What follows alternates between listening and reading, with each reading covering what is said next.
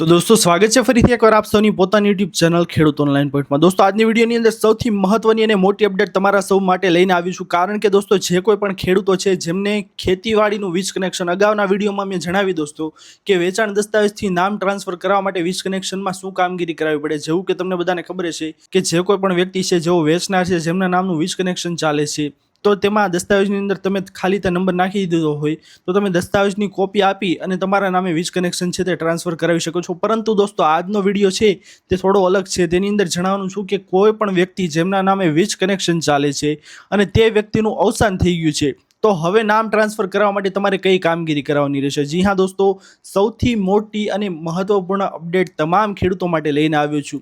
આ વિડીયોને શરૂ કરું ને તેના પહેલાં જે કોઈ પણ નવા ખેડૂત છે તે ફટાફટ ચેનલને સબસ્ક્રાઇબ કરી દે, જેના લીધે આપ સૌને આવી જ ખેડૂતોને લગતી મહત્વપૂર્ણ કાયદાકીય અપડેટ છે તે મળતી રહે। તો ચાલો દોસ્તો આજના વિડીયોને શરૂ કરીએ। તો દોસ્તો હવે તમને બધાને ખબર જ હશે કે જે કોઈ પણ ખેડૂતો છે જેમના નામે વીજ કનેક્શન ચાલે છે તે ખેડૂત છે તેનું અવસાન થઈ ગયું છે તો હવે તે ખેતીની જમીન છે તેમના સીધી લીટીના વારસદારોના નામે ચડી ગઈ છે। એટલે કે જે કોઈ પણ વ્યક્તિ છે જેમનું 7/12માં નામ ચાલે છે, સિંગલ નામ ચાલે છે, તેમના નામનું વીજ કનેક્શન હતું, તેમનું વ્યક્તિનું અવસાન થઈ ગયું તો 7/12માં તેમના તમામ સીધી લીટીના વારસદારોના નામો છે તે દાખલ કરી દેવામાં આવ્યા। હવે તમારે નામ કમી કરાવવું છે કે વહેંચણી કરાવવું છે કે XYZ તમે કામગીરી કરાવી લીધી। હવે તમારે તે ખેતીવાડીનું વીજ કનેક્શન છે તે કોઈ પણ સિંગલ વ્યક્તિ છે તેમના નામે ટ્રાન્સફર કરાવવું છે। તે 7/12 એકલા કોઈ એના દીકરાના નામના બની ગયા હોય તોય વાંધો નહીં, અથવા તો સંયુક્ત તમામ વારસદારોના નામ તેની અંદર ચાલતા હોય તો પણ વાંધો નહીં। હવે કામગીરી તમારે કઈ કરાવવાની રહેશે તો સૌથી પહેલાં વસ્તુની વાત કરી લે કે કઈ વસ્તુ તમારે ભેગી કરવાની રહેશે। તો સૌથી પહેલાં 7/12 8, ત્યારબાદ જે કાંઈ પણ વીજ કનેક્શન છે તેનું લાઇટ બિલ, ત્યારબાદ જે કોઈ પણ વારસદાર છે તેમના સીધી લીટીના તમામના આધાર કાર્ડ ને તમામના ફોટા। હવે બસ તમારે કરવાનું છે એક કામગીરી કે કોઈ પણ વકીલ છે તેની પાસે તમારે જવાનું છે અને સહમતિ પત્ર છે તે 300 રૂપિયાના સ્ટેમ્પ પેપર ઉપર કરાવવાનું રહેશે।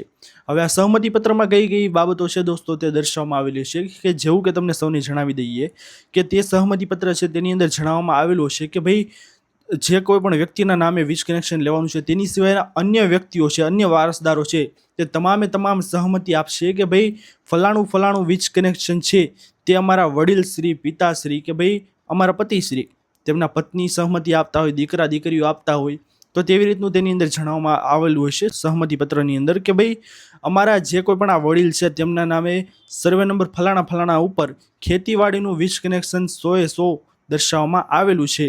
જે ખેતીવાડીનું વીજ કનેક્શન છે તે ડિપોઝિટની રકમ સહિત જે કોઈ પણ વ્યક્તિ છે, મારા ભાઈ, પુત્ર, તેમના નામે ટ્રાન્સફર થાય તેમાં અમને વાંધો તકરાર નથી। ડિપોઝિટની રકમ સહિત તે શબ્દ ઉમેરવો જરૂરી છે।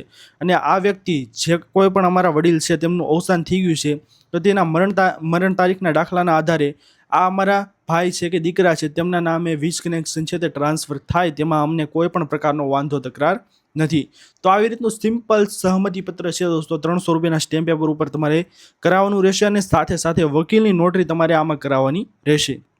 હવે આમાં જે કોઈ પણ વ્યક્તિ સુરત રહેતા હોય કે પછી કોઈ પણ અન્ય સિટીની અંદર રહેતા હોય તો ત્યાં તેઓનું નોટરી કરાવી લો, ત્યારબાદ જે કોઈ પણ ગામડે રહેતા હોય તેનું નોટરી કરાવી લો તો પણ ચાલે। આવું દોસ્તો ઘણા બધા ખેડૂતો છે તે મૂંઝાઈ જતા હોય છે કે ભાઈ આટલા વ્યક્તિઓ તો બહાર ગામ રહેશે ને આટલા વ્યક્તિઓ ગામડે રહેશે, આટલા વ્યક્તિઓ બીજી જગ્યાએ રહેશે। તો એવું નથી કે બધાને એક જગ્યાએ બોલાવો તો જ આ વસ્તુ થાય। જે કોઈ પણ વ્યક્તિ ગામડે છે તો ગામડાવાળાની ગામડે નોટરી કરાવી લેવાની, જે કોઈ પણ તાલુકા કે જિલ્લાની અંદર નોટરી કરાવી લેવાની। અને જે કોઈ પણ વ્યક્તિ સુરત, અમદાવાદ જેવા મોટા સિટીની અંદર કદાચ સ્થાયી થયેલા હોય તો ત્યાં આ કુરિયર દ્વારા કે પછી જે કોઈ પણ માધ્યમથી તમે આ કવર છે તે મોકલાવી દો ત્યાં તેને કહેવાનું કે ભાઈ કોઈ પણ નોટરી વકીલ પાસે નોટરી કરાવી લેવાની અને પરત મોકલી દેવાનું। જે કોઈ પણ ગામની અંદર તમારે જે કચેરી છે PGVCL, DGVCL, UGVCL જે કાંઈ પણ કચેરી છે જેમાં તમારે દેવાનું છે ત્યાં પછી તે સહમતિ પત્ર છે તે આપી દેવાનું, અથવા તો ઓનલાઈન કામગીરી કરાવવાની હોય તો ઓનલાઈન આપી દેવાનું। તો દોસ્તો આ મહત્વપૂર્ણ માહિતી છે જેના આધારે તમારે જે કોઈ પણ વ્યક્તિનું અવસાન થયેલું છે તો તેમના નામેથી તમારા નામે PGVCL કચેરીનું કે જે કોઈ પણ કચેરીનું તમારે લાઇટ કનેક્શન ટ્રાન્સફર કરાવવું હોય તો આ મુજબની કામગીરી તમે કરાવી શકો છો। દોસ્તો આશા કરું છું કે આપ સૌને આજની આ મહત્વની માહિતી છે તે પસંદ આવી હશે। જો પસંદ આવી હોય દોસ્તો તો વિડીયોને લાઇક કરવાનું ભૂલતા નહીં। ચેનલ પર નવા આવ્યા હો તો અમારી YouTube ચેનલ ખેડૂત ઓનલાઈન પોઈન્ટને સબસ્ક્રાઇબ કરી અને બાજુમાં આપેલા બેલ આઇકનને પણ પ્રેસ કરી દેજો, જેના લીધે આવી જ મહત્વની માહિતી આપ સૌને આ યુટ્યુબ ચેનલના માધ્યમથી મળતી રહે. દોસ્તો મળીએ હવે પછીના વિડીયોમાં. ત્યાર સુધી જય હિન્દ, વંદે માતરમ.